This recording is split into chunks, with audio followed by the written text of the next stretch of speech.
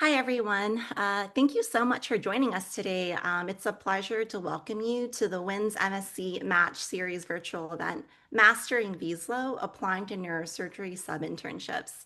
My name is Jennifer Ho. I'm in a research here at the University of Oklahoma College of Medicine, and I'll be your host for tonight's discussion with our amazing panelists.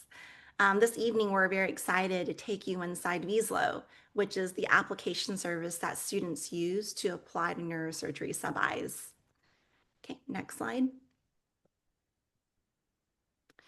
Okay, if you haven't already done so, we highly encourage you to join our WINS medical student roster by accessing the QR code on the screen or using the link in the chat. This will add you to our email list, and it'll provide you with all the information about our upcoming events, announcements, and opportunities. Okay, next slide. All right, so in terms of our agenda this evening, we will be introducing our speakers first, who will then delve into all aspects of VSLO, sub-Is, logistics, and any insights they gleaned from their own experiences so that you can master your own sub-Is. Lastly, we're going to dig into Q&As with submitted audience questions. So if you're interested in submitting a question, please direct message Taylor Nisnik via Zoom chat, and these questions will be read during the Q&A. All right, so our amazing panelists, and I just want to first say thank you because these three women are absolutely phenomenal. They've served their community so well, and tonight they're going to share their experiences with us through WINS. Our first speaker is Ali Heineman. She is a fourth year at the Dr. Kiran C. Patel College of Osteopathic Medicine at Nova Southeastern University. Our second speaker is Kathleen Botterbush with St. Louis University. And our third speaker is Jade Bassem through the Renaissance School of Medicine at Stony Brook University. And with that, I'm going to hand it over to Miss Ali. Take it away, Ali. Hi, everyone. Thank you so much for having me, and thank you, Jennifer, for the introduction. So we're going to be talking about VSLO a little bit tonight. So just kind of to start, what is VSLO? We Googled it, and this nice little what exactly is VSLO came up. So it is technically a database that the AAMC uses for students to apply to elective rotations. And more specifically, tonight we're going to be talking about how to use this platform to apply for your neurosurgery sub-Is. We have a bit of a timeline for VSLO for you all to start kind of thinking about how you want to go about this and what programs you want to apply to.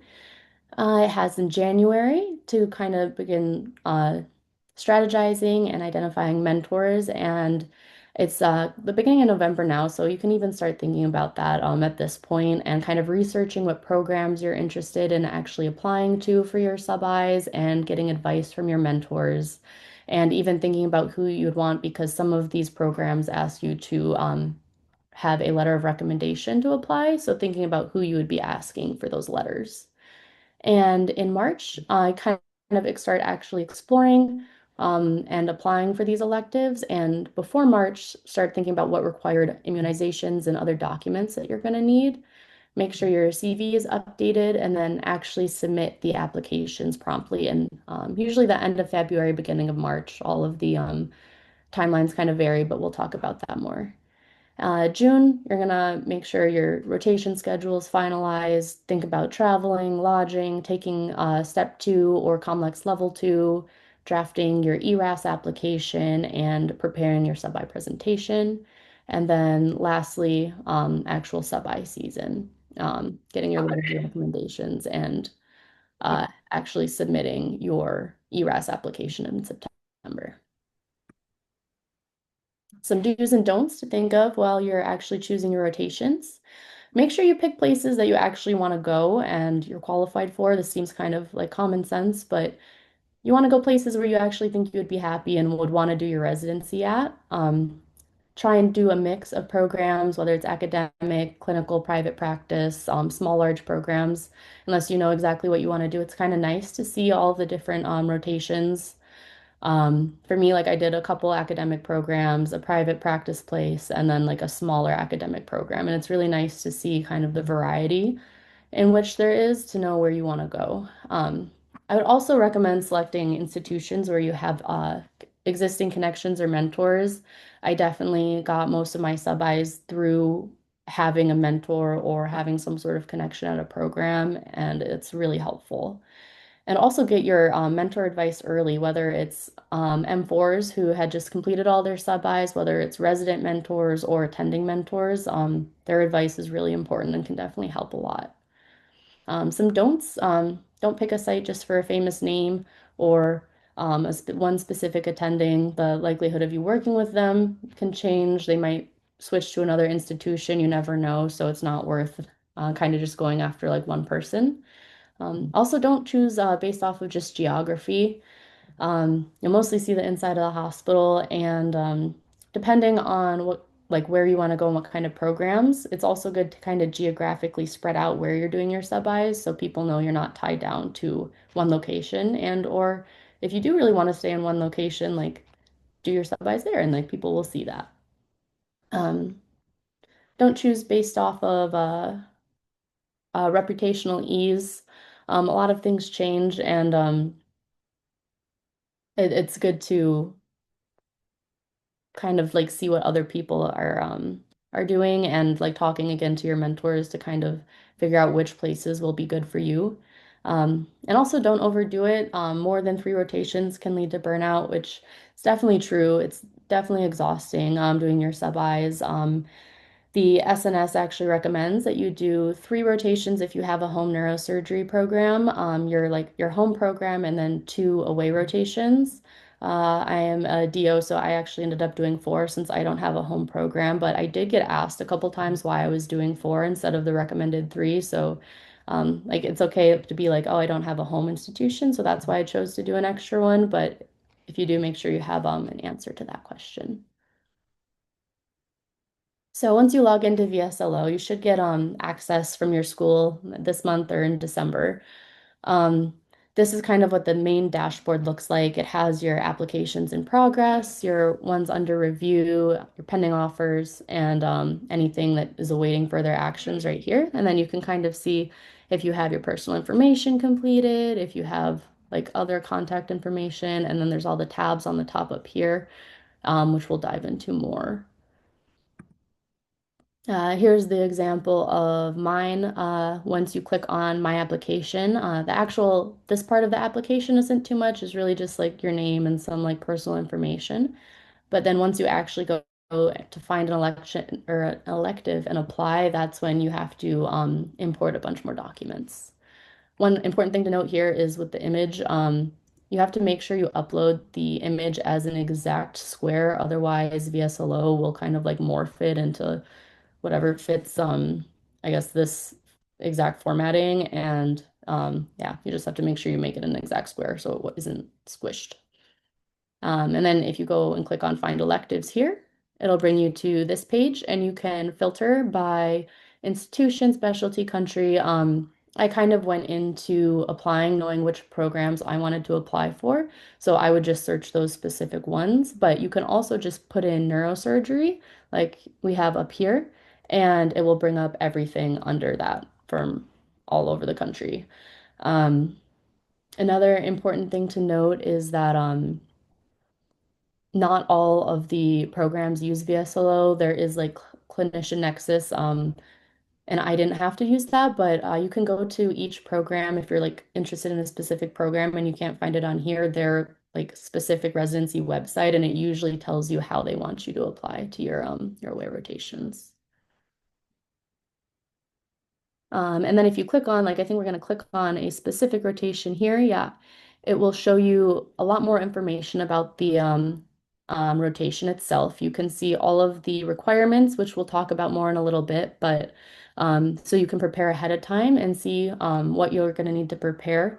And then on the side, it has the date ranges that you can actually apply for your sub-Is. and see what date blocks that they use because you're going to kind of have to mix and match dates to make sure everything fits in your schedule.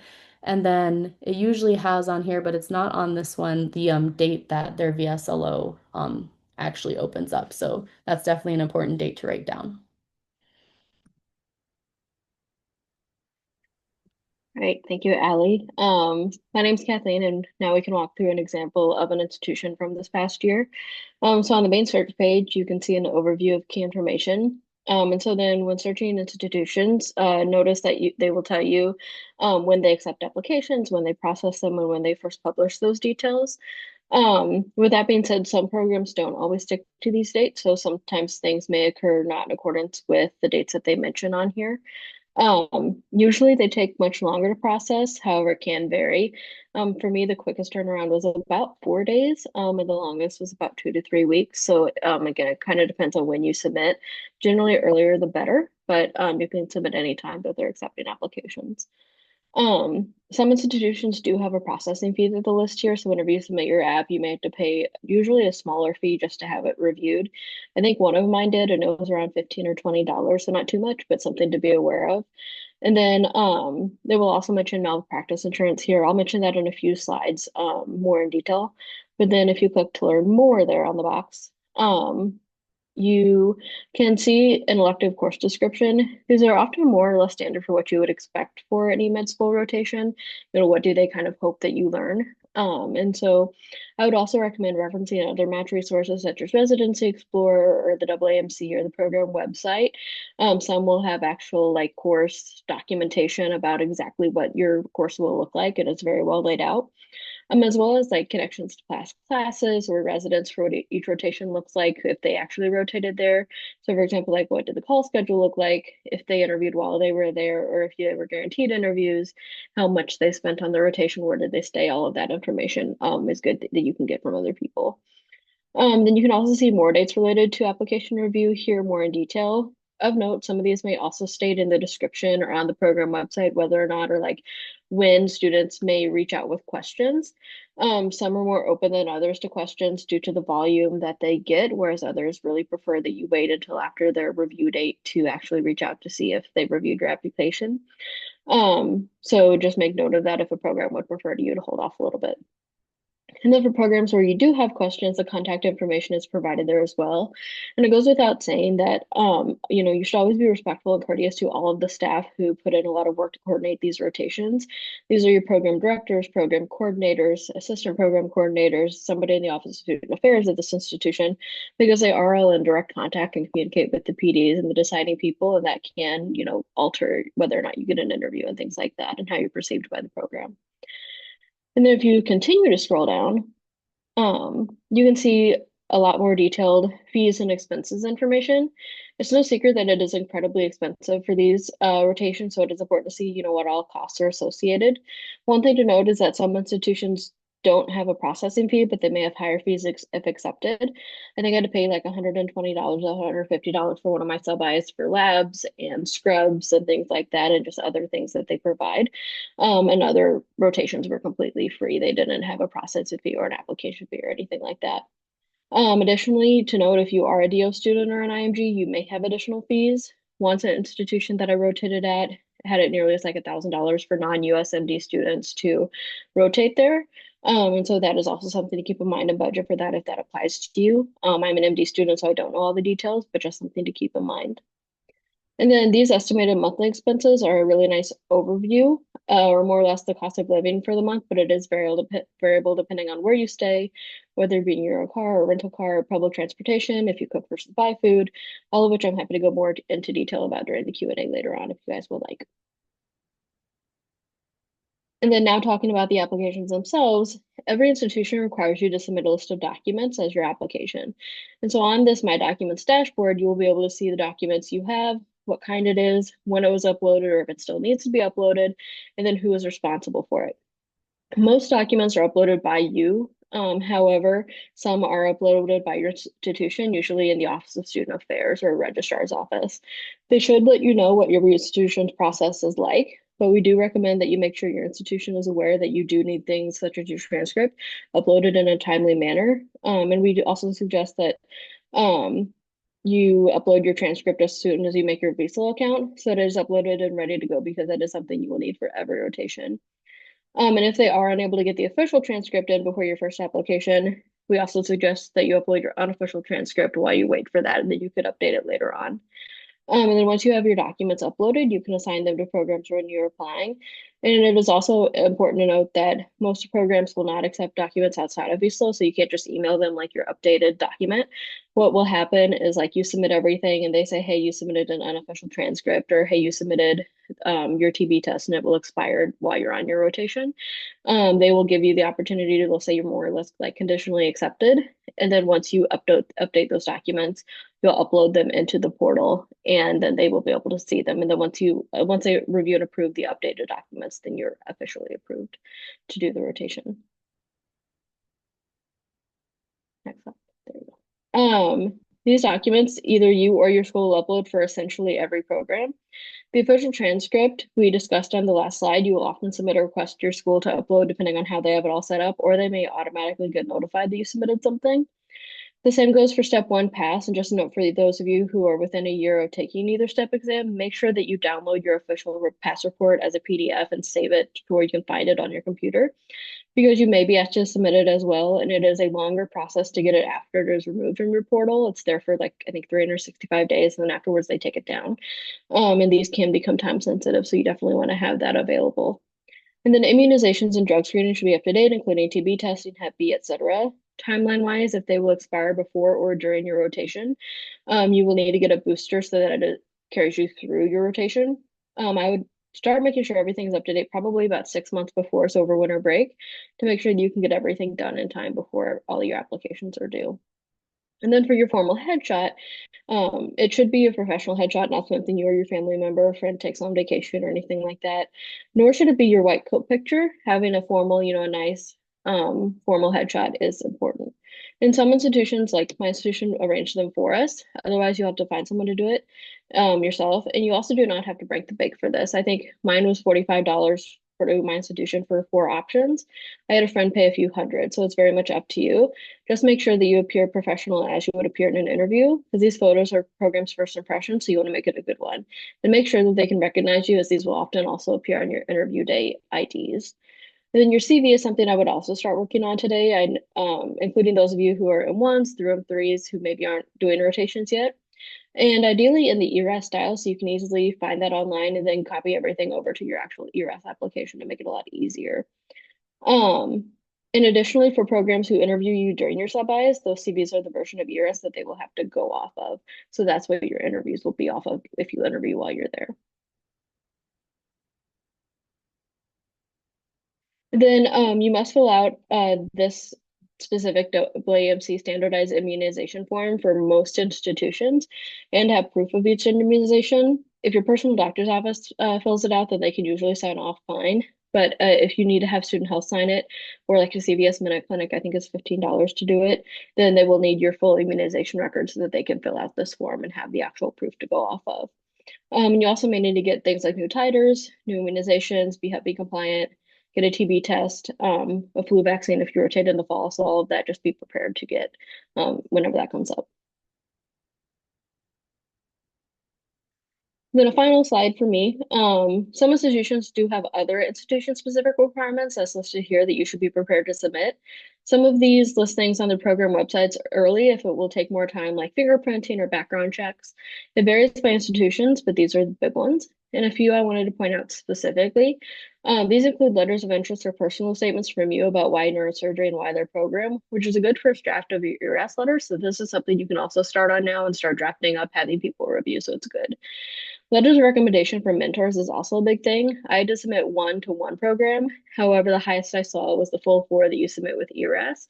And so I would also take a time here to have them start drafting a letter, letting them know that you may need something and thinking about who it would be. And this is also a really good time to start asking those mentors and connections that Ali had mentioned to make calls on your behalf to help get you accepted. I think I had a faculty member or resident or somebody or connection contact the PD or the program coordinator, whoever, at all the places that I went.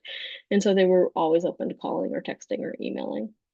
And then health and liability insurance I mentioned earlier. health insurance is your health insurance card. It's what you have to go to the doctor. But liability or malpractice insurance is something most, if not all, medical schools are required to have for each student. So your institution should have a copy of that they could submit proof of that you were covered on their plan. And then the last things I wanted to mention is the clerkship eval form. Depending on how your institution does credits and grading, you will likely need the PD or someone from your sub-I to complete a grading form from your institution to get a grade for your away, including for your transcript to show that you honored your sub-I, which some sources say is important. So make sure that you talk to your school to see how they do this, what form needs to be submitted, and who needs to submit that. And that's it for me. So I'm going to turn it over to our next panelist, but I'm happy to answer any questions about anything I mentioned during the Q&A. Okay, so as Ali and Kathleen have both noted, this can be a very expensive process. You are living somewhere else for 1, 2, 3 months, and that is expensive to do. You are generally still paying tuition to your home institution. You may have your home rent costs, and you still have the cost of basic living. It'll be highly dependent on what your own situation and general living costs are. So this is definitely something to sit down and think about how much of this is actually applicable to you and what, your situation is. So one of the things we've already talked about here, but I just want to mention again, is what the cost of the actual rotation can be.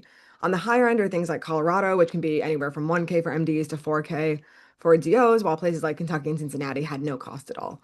Some of them can come later. If those are later, they tend to be more around the 100, 200 range, but some of them will be upfront about, costing in the thousands of dollars, which can be a significant impact for you. Some other costs are basic transportation, food, and how that compares to your home area. Coming from a New York program, the cost of living at where I did my sub-Is was actually cheaper than where I was used to. So that was a little bit of a discount for me during those months. If you have things like pets, plants, is someone watching them? Are you bringing them with you? How does that change your situation? If you're trying to find housing for pets, what does that look like? And so, I think one of the most, the biggest cost for probably most of us was rent and what it costs to actually be there. So next slide, please. Um, with this, if you have family with where you're rotating, that is probably the cheapest way to do it. Something that a lot of people use though is rotating rooms. That is specifically aimed at people that are in medicine. And you can both offer up your own housing that you're no longer in because you're in another state and help find someone else's. So this can be just someone's individual room or an entire apartment.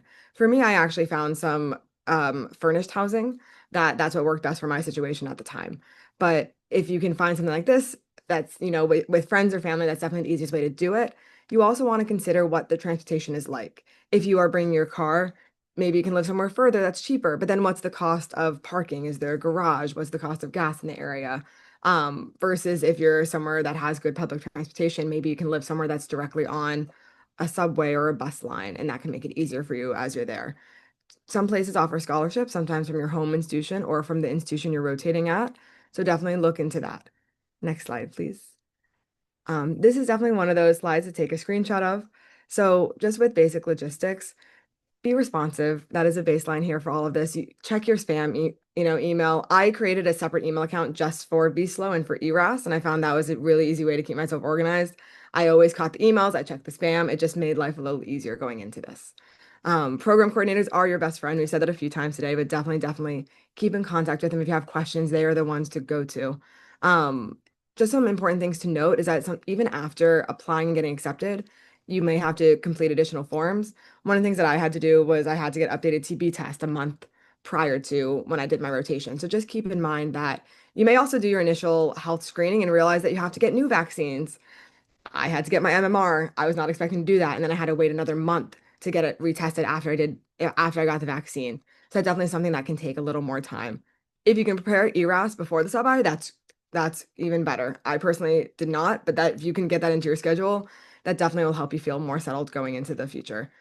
I think just other things to point out here. If you know anyone that's done the sub-I before and you can talk to them about what the situation is with getting scrubs, that's definitely something that can be stressful going into the first day. So understanding, do they wear scrubs every day? Should you be coming in business casual? Do I need to wear my white coat? Someone else that you can reach out to and understand what the day-to-day is like would be really great. We'll have some more, informational sessions as it gets closer to sub-I season about how to succeed during the sub-I and what to do on the final week. But again, I just want to point out that coming in knowing exactly what you are going to need from them during it as well with the course evaluations, both from your home institution, if you need something separate from what you're going to need for ERAS is really important to do. Next slide. Packing. bring your white coat. That was something I honestly didn't think I was going to need on my rotations. And then there was one that I needed it almost every day. So definitely just make sure you bring your white coat, bring some figs or whatever, or Fabletics, or whatever your scrubs are that you can wear on a daily basis. If you can understand where the scrub situation is for the OR at your institution, that's great. Make sure you bring some professional attire when you do your sub-I presentation. That's definitely what you will wear, as long and as well as most of them require it for when you go to clinic and sometimes for grand rounds. Bring a water bottle, bring all the things bring a steamer. Portable steamer will be your friend even during interview season. It is a good investment for $20 on Amazon. Um, Textbooks, there'll be a lot of things suggesting what textbooks to bring, but it's definitely nice to have something that can just be next to you for you to reference as you're preparing each day. Make sure you bring your IDs. Definitely bring two. Some of them might require it as you're getting your own ID from the institution. Laptop, bring your updated CV. Anytime I met with the program directors or the APDs or the chair, I always made sure to bring that. And sometimes they did ask for it and expected it. Otherwise, things just to live in, casual outfits, workout, bathing suits. But if you can try to fit this all into one suitcase and you can kind of just bring it to all of your rotations, it makes life a lot easier. Next slide, please. Great. And then looking at the evaluation. So there is a standardized template. If you go on the SNS website and you follow this QR code, you can see it. It looks a little different between your home and your away institutions. So this will be separate from what you may be required to get for your home institution to get course credit. This is specifically for what they will be submitting to ERAS. And it's a little different probably than what you use on your general clinicals. And so you can see here that it says that the way they evaluate you is that they're comparing you. Are you the top 1% of all the applicants or the rotators that they had? Are you top 2 to 5, 6 to 10, etc.? There are some, when you look at it online, you can see too that there are some boxes with free text that they can fill out. One thing that I always did for my sub-Is was that as I went through, I made a list of every single surgery I was in, along with who I was in for those surgeries and any like bedside procedures that I did. I thought that was a really nice way so that if the PD needed to talk to someone, they could see, oh, you did 6 cases with Jade. What did you think? How was she? Some of the program directors as well at the end will ask for a list of, what are you most proud of or what were some memorable parts of the sub-I. I had to do a 2-page document for one of my sub-Is that asked that. I thought that, writing some of those along the way was really helpful, especially in the end when you're tired and, exhausted and might be immediately moving to the next one. So if you can try to keep some documentation, that definitely helps. And when you ask them for this at the end of the rotation, I would include a copy of your CV. I would include a copy of, all of the cases that you've been in. And you can ask them, do you want me to provide some moments I felt were standout examples of, or things that I was proud of during it? But definitely just try to be prepared in advance. They all know that you need a letter. That will not be a surprise for many of them, but ask early what their process is like, who writes it, how they want to go about it, and always CC the program coordinator on all of your communications during this because the PDs, the chairs, they might not get to it right away, but the program coordinator will make sure that they get it done no matter what. So definitely keep them in the loop. And as it gets closer to ERAS, there's another way to sign up to make sure that it's actually put in, but that'll be also discussed in a later version of this meeting today. Next slide. All right, thank you. Thank you so much for the detailed, super wonderful insights and overview for VSLO and sub-Is. I'm pretty sure a lot of our audience members are learning a lot from these presentations. All right, so now we are going to delve into the Q&A section. If you guys still have any other questions, feel free to direct a message Taylor Nisnik via Zoom chats. Our first question for our panelists, and you guys feel free